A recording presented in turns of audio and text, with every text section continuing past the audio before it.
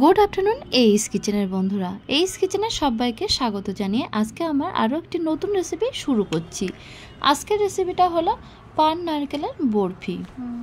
এই বরফিতে যেমন আপনি মিষ্টির স্বাদটাও পাবেন, আবার পানের স্বাদটাও কিন্তু পাবেন। তাহলে চলুন দেখে নেওয়া যাক আজকে এই পান নারকেলের বরফির রেসিপিটা।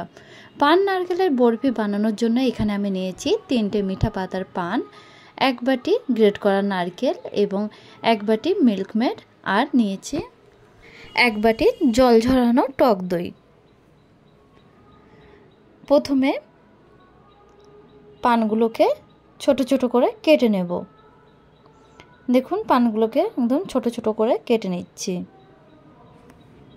এরপরে মিডিয়াম ফ্লেমে একটি কড়া বসিয়ে কড়াইয়ের মধ্যে দিয়ে দেব 2 চামচ থেকে 3 চামচ ঘি। ঘিয়ের মধ্যে দিয়ে দিচ্ছি গ্রেট করা নারকেলগুলো।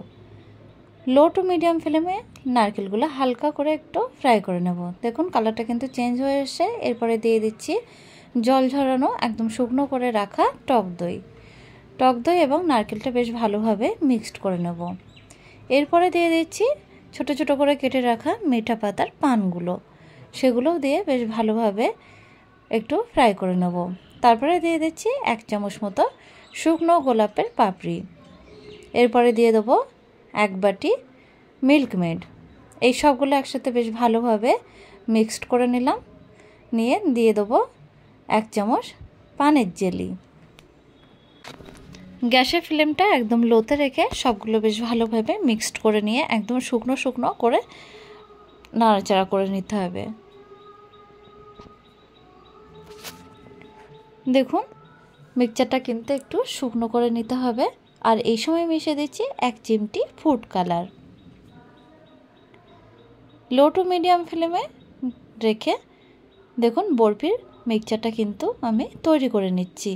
যখন কড়াইয়ের গায়ের থেকে এটা ছাড়া ছাড়া ভাব চলে আসবে, তখন বরফির টেক্সচারটা কিন্তু একদমই রেডি হয়ে গেছে। দেখে বোঝা যাচ্ছে বরফির টেক্সচারটা কিন্তু এরকমই হবে। বরফির মিক্সচারটা তৈরি হয়ে গেছে। এখন মিক্সচারটা তুলে নেব। তারপরে দেখুন মিক্সচারটা সেট করার জন্য একটা কেকের মোল্ড নিয়েছে। আপনারা চাইলে যে কোনো পাত্র ইউজ করতে পারেন। তার মধ্যে দিয়ে দিচ্ছে একটা বাটার পেপার। যদি বাটার পেপার না থাকে তাহলে সাদা কাগজ এরকমভাবে সাইজ করে কেটে নিয়ে তার মধ্যে 1 চামচ বাটার দিয়ে চারিদিকে লাগিয়ে নেব। তারপরে মিক্সচারটা কিন্তু গরম অবস্থাতেই এই কেকের মোল্ডের মধ্যে দিয়ে বেশ ভালোভাবে চামচ দিয়ে চেপে চেপে সেট করে নেব। সেট করা হয়ে গেলে ঠান্ডা করতে দেব। ঠান্ডা হয়ে যাওয়ারও 1 ঘন্টা পরে এটা বরফির আকারে কেটে নেব। ঠান্ডা করা হয়ে গেছে। এবার দেখুন 1 ঘন্টা পরে এই বরফিটা আমি তুলে নিচ্ছি। একটা প্লেটে বরফিটা তুলে নেব। তারপরে দেখুন বরফির আকারে কেটে নেব। কত সহজভাবে এবং কত সুন্দরভাবে এই বরফিটা বাড়িতে খুব ভালোভাবে বানানো যেতে পারে। তাহলে বন্ধুরা আমার এই রেসিপিটা আশা করছি আপনাদের ভালো লেগে থাকতে পারে। যদি ভালো লাগে অবশ্যই আমাকে কমেন্ট করে জানাবেন।